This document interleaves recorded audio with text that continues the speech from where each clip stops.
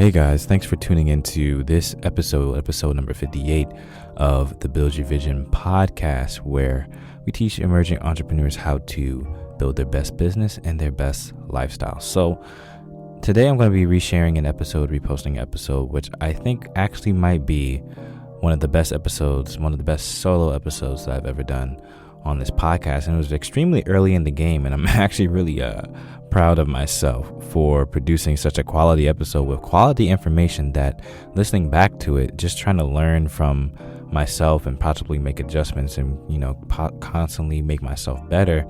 All these things I said in this episode, I still do to this day, and I think are still very important, and I think will overall increase your productivity through the day by a lot.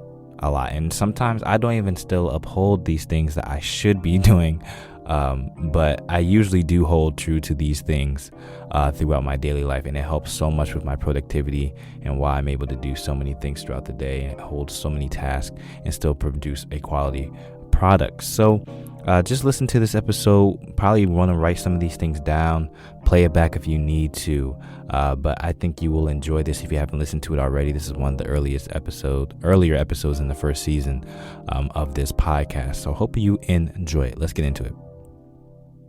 Loading. Extra, read all about it. It's a case study for success. Be teachable.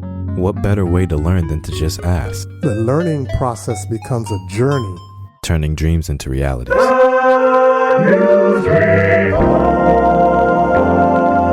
of execution is totally believing whatever you're doing is going to work. What are your passions and what are your gifts? And that's where it really starts. Chances are for taking. Take a chance on yourself.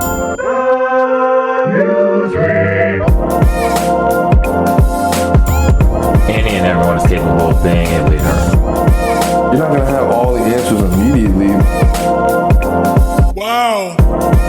Mentors to expose you to things that you otherwise wouldn't know. It was all I thought about and dreamed. Like I would literally get up in the morning, practice, because I knew the time would come. Just do it.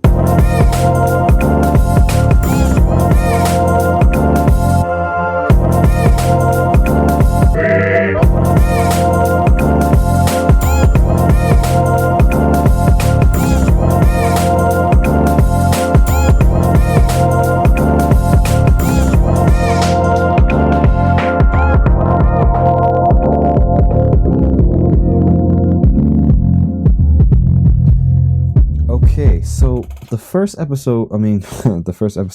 first step that we're gonna talk about is probably the most simple, but also one of the hardest to keep up with for some reason, and that's just staying hydrated. Yeah, just drink water. In fact, I got a cup of water right here. I'm about to just make sure I stay hydrated during this episode.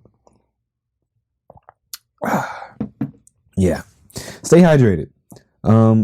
The human brain is made of around 85% water. In fact, when you're not properly hydrated, it affects the brain, and you get headaches, poor concentration, reduced short-term memory. And according to my research, even your ability to perform arithmetic and do type other of psychomotor skills can be reduced if you're not hydrated enough. And this is due to the fact that dehydration causes the level of energy production in the brain to decrease. So one easy step that you can do right now, you could just pause this and go grab a bottle of water, is drink more water. It's easy, but most of us don't drink enough water during the day. Most of us walk around every day dehydrated. So you're probably thinking, well, Cleveland, how much water am I really supposed to drink a day? Now, how much water you're supposed to drink a day really depends on a lot of variables and factors, such as your age, your gender, your height, weight, activity level, things like that. But to keep it as simple and easy as possible, we've all heard the 8 glasses a day thing. Well, 8 glasses, what's a glass exactly? How many ounces in a glass? And how do I actually, know that I drink 8 glasses of water. No one really does that. That's an old thing. It's out the door. Easiest way to do it is buy yourself a reusable water bottle that has the measurement of ounces on the outside. So you can see how many ounces are in the water bottle, whether it's 19 ounces, 32 ounces, 33 ounces, whatever it is. So you can keep track of how much water you're drinking.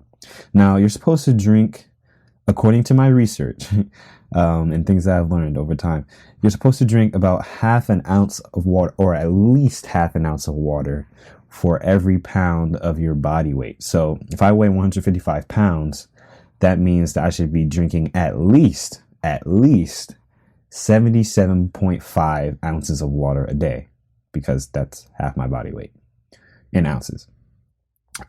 So that's a simple way to do it. Easy math.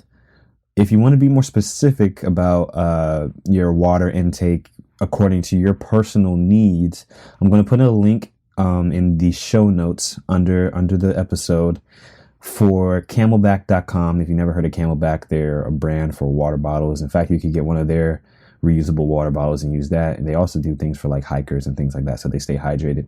It's on camelback.com, and it's a calculator, a hydration calculator, so you can see exactly how much water you should be drinking for your certain gender, age, height, activity level, how much you perspirate. Did he just say perspirate? Cleavon, you gotta do better. Stop making up these words, man. How intense your activity is. It takes all that into account to show you how much water you should be drinking.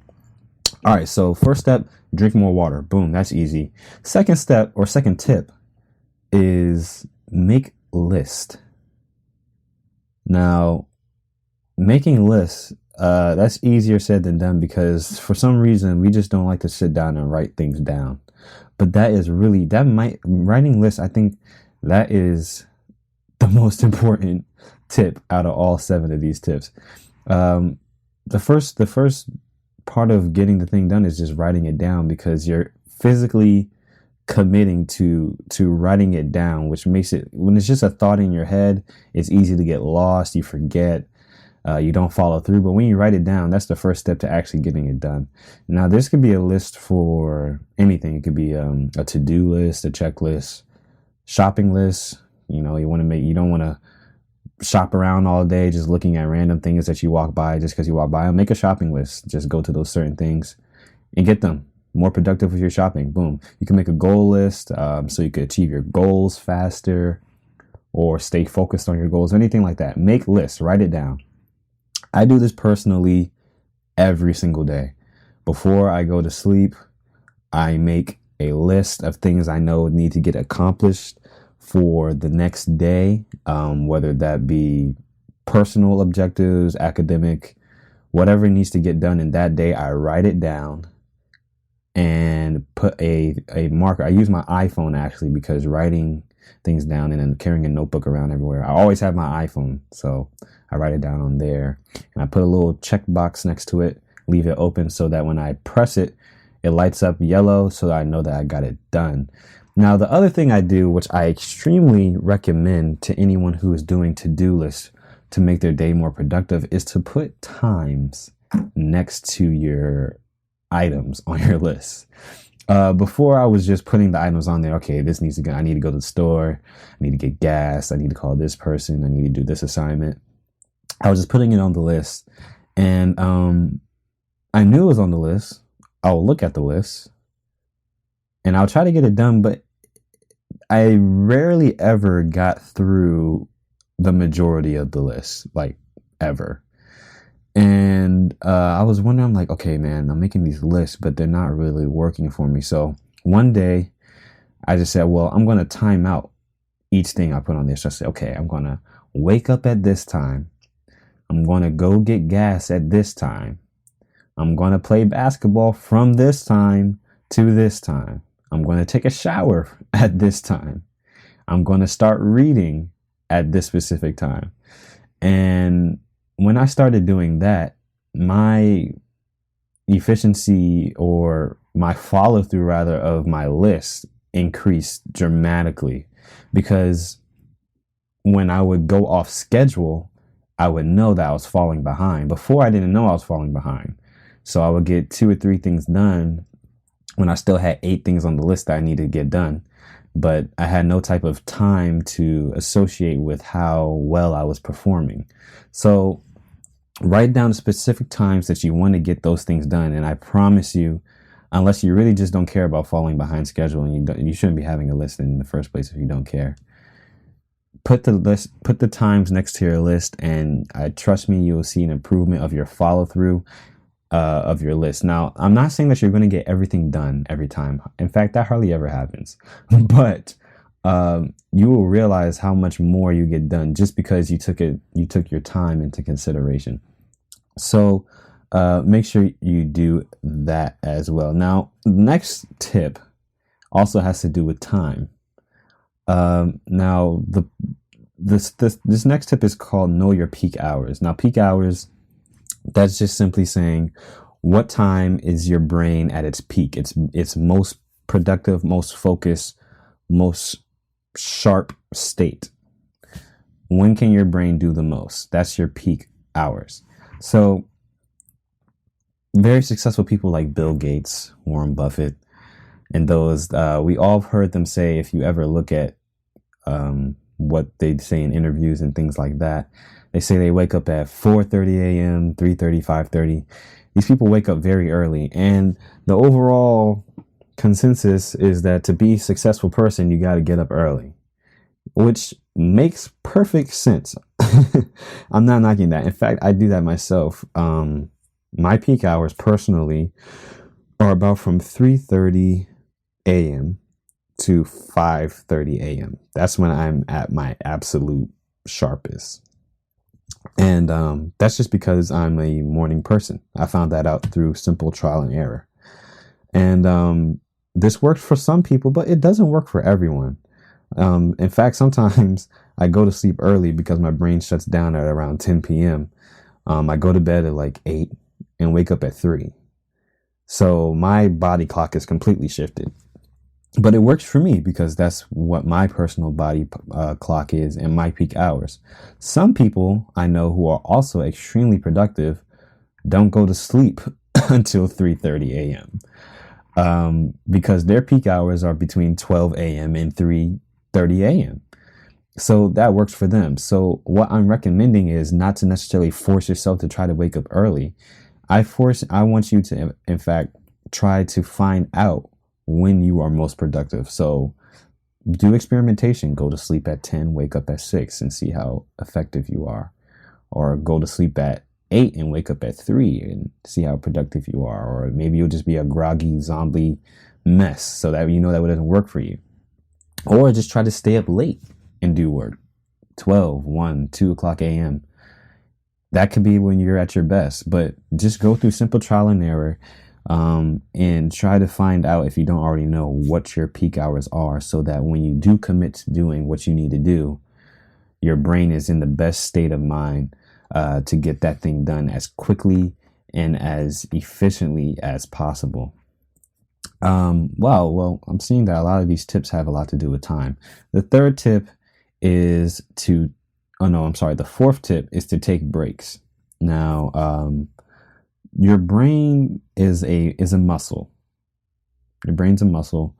And I don't think you know anyone that goes to the gym to lift weights and they lift weights for 3 hours straight without taking any breaks. No one does that. If you do that, you're dumb and you're trying to destroy your body forever. Your brain needs breaks too. You work out at the gym, you take 2-minute breaks. You do a superset, you take 3-minute break. Whatever you're doing, you take breaks so that your muscles can regenerate and get more energy to pump out that last set. Or even you take breaks in between your days of working out so that your muscles can rebuild and get stronger. So we have to treat our brain, which is a muscle, in the same way. Don't try to binge for 3-4 hours straight and expect your productivity level to be high. It simply does not work. Your brain is going to get tired. You're going to slow down and you're going to realize that you've been staring at your computer, your paper for 10 minutes and haven't written a single word. That's when those type of things start to happen. So what I do, or sometimes do is I work for an hour, really focus and intense, or even half an hour. And I take a 10-minute break after that, or a 15-minute break after that, so that my brain has time to get off of academia or whatever I'm doing and just take a break and do something else. That could be taking a food break, which I love. I love to eat. A nap, a quick nap, text somebody, go use the bathroom, go on Snapchat, Instagram, whatever you want to do. Something that requires very little brain activity to do, so that your brain can have a time to rest, regroup, and get back ready for the next task that you're ready for it to accomplish. So make sure you take breaks. The next step or tip, I keep saying steps, there's more tips, is optimize your environment. Now, if you do all of the past tips that I recommended and have the wrong environment, it will literally all be in vain. If you get up early and then you turn on the TV or start texting on your phone, have your ringer on, and are getting messages and watching Netflix at the same time as trying to do work, then you're just fighting against yourself. You're shooting yourself in the foot. Optimize your environment, get rid of distractions, put your phone on do not disturb, don't try to multitask, completely commit yourself to what you're doing and make your environment conducive for what that task is. So if you're trying to do schoolwork, do not go to your friend's house where they're chilling, watching a basketball game and expect yourself to be productive.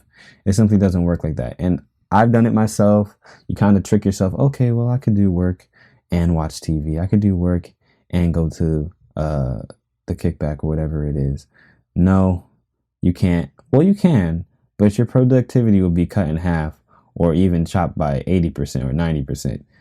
So make your environment conducive for what you're trying to do. Some people need quiet. Some people use classical music or things like that to get themselves in the zone. Some people like to be in solitude. Some people like to work in group settings because it recharges them and gets them pumped to do their work. Whatever it is, make sure you have the proper environment to maximize what you are trying to accomplish at that certain point in time. Next tip is provide yourself incentives. Sometimes we just don't feel like being productive. Bottom line, even though we know that's what we should be doing, we should be productive, sometimes you really just don't feel like it. So to overcome our laziness at times, give yourself some incentives. Reward yourself is what I'm basically trying to say. So after you complete your tasks, you could say, well, I'm going to go get a burger. I'm going to eat something. I'm going to watch a Netflix episode, or I'm going to text my friend or give my friend a call as a reward for completing the task that you set out to do. So for example, I have a paper to write. I said I'm going to write 3 pages of this paper right now, going hard for an hour. And if I don't finish these 3 pages, I am not going to eat my burger that I have in the fridge waiting for me, calling my name. Surprisingly, that will give you some motivation to finish those 3 pages, because you know that if you don't, you're not going to eat that burger, which you really want. Now, the key to using this incentive system is to have the discipline to actually not reward yourself if you don't complete the task. That might be the hardest part of this whole tip. Don't halfway do the work and reward yourself, or don't even completely skip over the work and reward yourself, because then you're just wasting time and the incentive system isn't working whatsoever. So make sure you're disciplined. Reward yourself with little treats for getting your work done. It feels good on both sides because you're feeling productive, you're getting things accomplished, and you're also enjoying yourself because, you know, you get to take a break, you get to eat something, you get to do something that you enjoy, as well as being productive. So that's the 6th tip. The last and 7th tip I have for you is Simple prayer and meditation. I prayed to God for focus, discipline, drive, for what I want to do. And I always notice a significant difference in my willpower and focus when I do that before I take on any task or any day. Sometimes I meditate in the morning to release and distress myself from whatever things I know I have laying ahead, and it keeps my mind at ease. Even if you're not spiritual, meditation and solitude can really help center yourself and just have you remain as productive as possible, because your cortisol levels are even, and you're at peace with whatever you're doing because you took that time to meditate and just become one with yourself, one with God, or one with whatever you believe in. So that's the last tip I have for you. So just a recap of what we talked about in this quick episode, for being more productive immediately, things that you can apply immediately. Stay hydrated, drink water. Just remember to drink enough water. We often don't do it. Second thing is make lists, whatever that is, grocery lists, shopping lists, goal lists, to-do lists, checklists. Make lists, write things down, and remember to apply times for those to-do lists so that you stay on track with your goal in a timely manner and don't fall behind. Take breaks. Third tip, don't exhaust your brain. Your brain is a muscle. You have to remember that. You don't want to exhaust your muscle and break it down. You don't want to do that to your brain either. It's detrimental for your productivity and your overall health. Fourth tip is to optimize your environment. Put yourself in an environment that's conducive for what you are trying to accomplish. Don't take one step forward by doing the task and two steps back by putting yourself in an environment that's not conducive for that task. Sixth tip, provide incentive for yourself. Reward yourself for doing good work. It gives you motivation, more willpower, and overall good feeling for getting your work done. And lastly, prayer and meditation. Find some way to center yourself, to focus in on things that really matter, and just give yourself overall peace and focus, and get yourself in the right state of mind to be productive for that day or for that hour or for whatever you are preparing for. So back to what I said earlier, no one is perfect. I'm sure the most productive people, Warren Buffett, Tim Ferriss, whoever they might be, isn't productive, the most productive person every day. I'm sure they have days where they're like, dang, I really feel like I did nothing today. So don't beat up yourself if you have those days where you feel like you didn't accomplish what you wanted to. We all have them. Don't feel bad about them. But also, remember that you want to be as productive as possible, because it gives you overall satisfaction of life and happiness that you are a productive and working piece of the society. You know, I kind of miss having the beat on the track like that. I might have to get back into that. I don't know. But I hope you enjoyed that episode. Man, literally all that stuff still applies. And honestly, I would say, man, maybe I should add some things. Maybe there'll be a few things I would add in today's Cleave On Today. But really, that was it. Like, if you want to be productive, follow these steps. Go back and listen to it. Write it down. You don't have to apply all of them at once. You can even do them one at a time. Make sure that you apply these steps to be more productive. You're young, you're ambitious, you have goals, you have creative dreams that you want to fulfill. And in order to do that as quickly as possible, you want to secure this bag as fast as possible. You got to be productive, man. You got to be able to get things done. You got to be able to work even faster than your peers, those who are trying to be in the same lane as you. You know, you got to outwork the competition. You got to be strategic about it as well, and that comes with your productivity. So hopefully you learn something, apply some of these 7 steps in your daily life. I know I will continue doing so, and hopefully you will see a result immediately in your productivity throughout the day, the weeks, the months, and the years. I hope you enjoyed this episode. Share it with somebody if you think they could use it as well. Post it on your Instagram story if you want to show everyone that follows you, and tag us at Build Your Vision Pod, and we will shout you out on there.